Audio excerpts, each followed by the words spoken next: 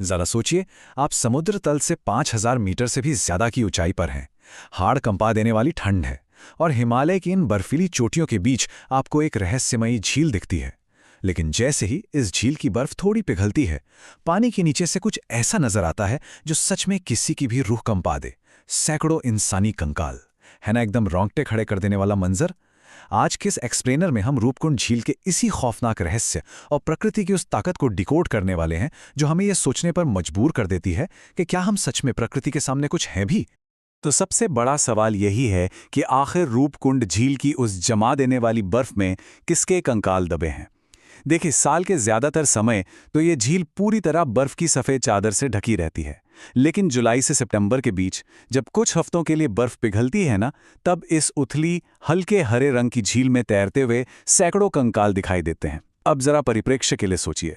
Carbon dating बताती है कि ये हड्डियां कोई 100-200 साल नहीं, बल्कि कम से कम 1200 साल पुरानी हैं। मतलब इतनी दुर्गम जगह पे जहां सांस लेना भी मुश्किल है, वहां सैकड़ों लोग एक साथ कैसे मारे गए? क्या वो कोई प्राचीन सेना थी, कोई भटके हुए व्यापारी थे, या फिर किसी भयानक प्राकृतिक आपदा का शिकार हुए आम लोग? चलिए अब इस रहस्य की गहराइयों में गोता लगाते हैं। इसे समझने के लिए हमें वहां की स्थानीय मान्यताओं को समझना होगा। आपको पता ही होगा कि हिमालय को हमारे यहाँ सिर्फ पहाड़ों का समूह नहीं, बल्कि देवभूमि माना जाता है।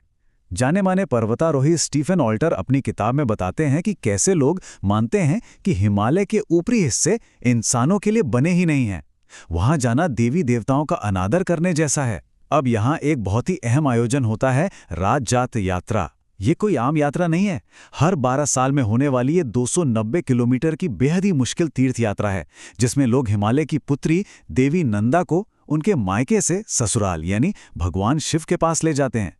और ये जो हमारी रूपकुंड झील है ना, वो बिल्कुल इसी यात्रा के रास्ते में पड़ती है। वहां के लोगों का पक्का विश्वास है कि जब भी इस पवित्र जगह की शांति भंग करने की कोशिश हुई है, देवी नंदा का रौद्र रूप देखने को मिला है। अब देखिए, यहाँ दो बिल्कुल अलग नजरिए सामने आते हैं। एक तरफ तो सदियों पुरानी लोक कथा है। वो कहती है कि कन्नौज के एक घमंडी राजा अपनी गर्भवती रानी और पूरे लाव लश्कर के साथ इस तीर्थ पर आए थे। उनके साथ नाचने गाने वाले थे, खूब शोर शराबा था। बस इसी बात से देवी नंदा नाराज हो गईं और उन्होंने ओलों की ऐसी भयंकर बारिश की जिसमें राजा और उनका पूरा दल वहीं खत्म हो गया। खैर, ये तो हुई लोक कथा की बात। लेकिन दूसरी तरफ जब वैज्ञानिकों ने शुरुआती डीएनए और रेडियोकार्बन जांच की, तो पता चला कि हाँ, ये लोग दक्षिण एशियाई मूल के ही थे और ये घटना करीब 800 ईस्वी के आसपास की है। दिलचस्प बात यह है कि विज्ञान ने भी माना कि इनकी मौत किसी बहुत बड़े बर्फीले तूफान या भयानक ओलावृष्टि से ही हुई होगी। मतलब विज्ञान भी कहीं ना कहीं उस लोक कथा की गवाही दे रहा था। लेकिन ठहरिए, अब आता है इस पूरी कहानी का सबसे बड़ा और चौंकाने वाला ट्विस्ट। कुछ साल पहले जब वैज्ञानिकों ने करीब 3 दर्जन कंकालों का एकदम लेटेस्ट जीनोम एनालिसिस किया, तो जो रिजल्ट आया उसने सबके होश उड़ा दिए। पता चला कि इन हड्डियों में से कईयों का भारत या दक्षिण एशिया से कोई लेना देना ही नहीं था। वो सीधे तौर पर यूनान यानी ग्रीस से जुड़े हुए थे। जरा सोचिए, सदियों पहले ग्रीस के लोग हिमालय के इतने दुर्गम, इतने भयानक हिस्से में आखिर कर क्या रहे थे? क्या वो भी इस राजजात यात्रा का हिस्सा बनने आए थे, या फिर कुछ और ही ढूंढ रहे थे? सच कहूं तो मानव शास्त्रियों के लिए भी ये एक ऐसी पहेली बन गई है जिसे पूरी तरह सुलझाना अभी भी बाकी है। तो इस सब का मतलब क्या है?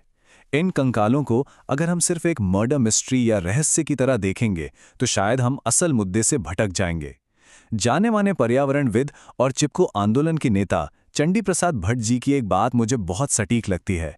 वो कहते हैं, ये उंगली से चांद दिखाने जैसा है। बहुत सारे लोगों को उसमें उंगली दिखती है, चांद नहीं। कहने का मतलब यह है कि देवी के प्रकोप की ये जो कहानियां हैं ना, ये सिर्फ कोई अंधविश्वास नहीं है, बल्कि ये एक गहरा मैसेज है, एक रूपक है। जब लोक कथा कहती है कि राजा ने पहाड़ की शांति भंग की और देवी क्रोधित हुई, तो इसका सीधा सा मतलब यह है कि जब इंसान प्रकृति के साथ छेड़छाड़ करता है, उसकी सीमाएं लांघता है, तो प्रकृति पलटवार जरूर करती है। ये हिमालय के नाजुक इकोसिस्टम के साथ हमारी छेड़छाड़ का एक बहुत ही स्पष्ट और पुराना प्रतीक है। और अगर आप इतिहास उठाकर देखें, तो प्रकृति का ये प्रकोप हमें लगातार देखने को मिल रहा है। ये कोई एक बार की बात नहीं है। 1936 को ही ले लीजिए, जब पहली बार पर्वतारोहियों ने नंदा देवी की चोटी पर कदम रखा था। उसके ठीक बाद गढ़वाल में भयंकर बाढ़ आई थी। फिर 1970 में विनाशकारी बाढ़ आई, जिसकी वजह से ऐतिहासिक चिपको आंदोलन शुरू हुआ, जहां लोगों ने पेड़ों को कटने से बचाने के लिए उन्हें सचमुच गले लगा लिया था। फिर आया वो भयानक साल 2013, केदारनाथ की वो त्रासदी जिसे हिमालयी सुनामी कहा गया।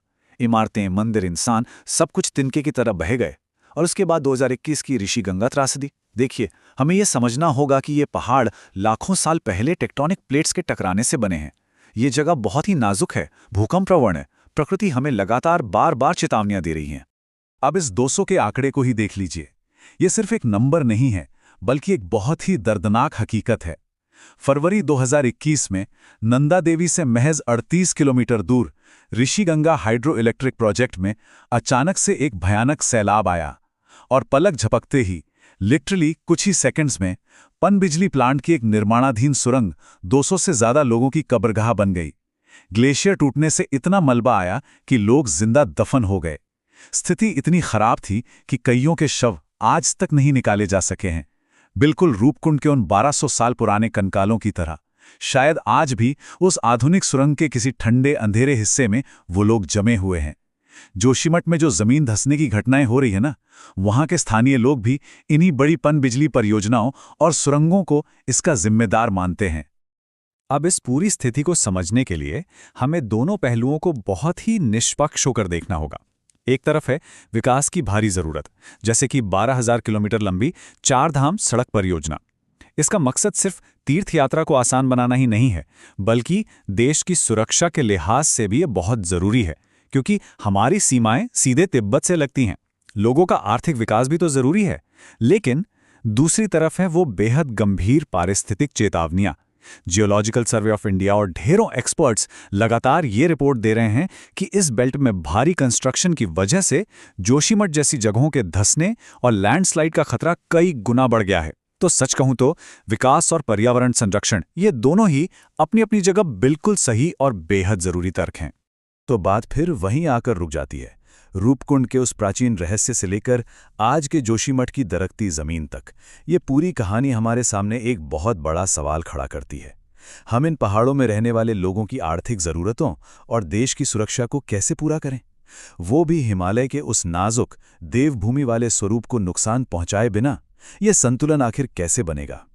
वो लोग जो 1200 साल पहले रूपकुंड में मारे गए थे, वो आज भी हमें याद दिलाते हैं कि पहाड़ों के नियम बहुत सख्त होते हैं। अगर हम उस चांद को देखना सीख लें जिसकी ओर चंडी प्रसाद भट्ट इशारा कर रहे थे, तो शायद हमें इस मुश्किल सवाल का जवाब मिल जाए। खैर, इस एक्सप्लेनर में हमारे साथ जुड़ने के लिए बहुत बहुत शुक्रिया। ये एक ऐसा मुद्दा है जिस पर हम सबको गंभीरता से विचार करना ही चाहिए।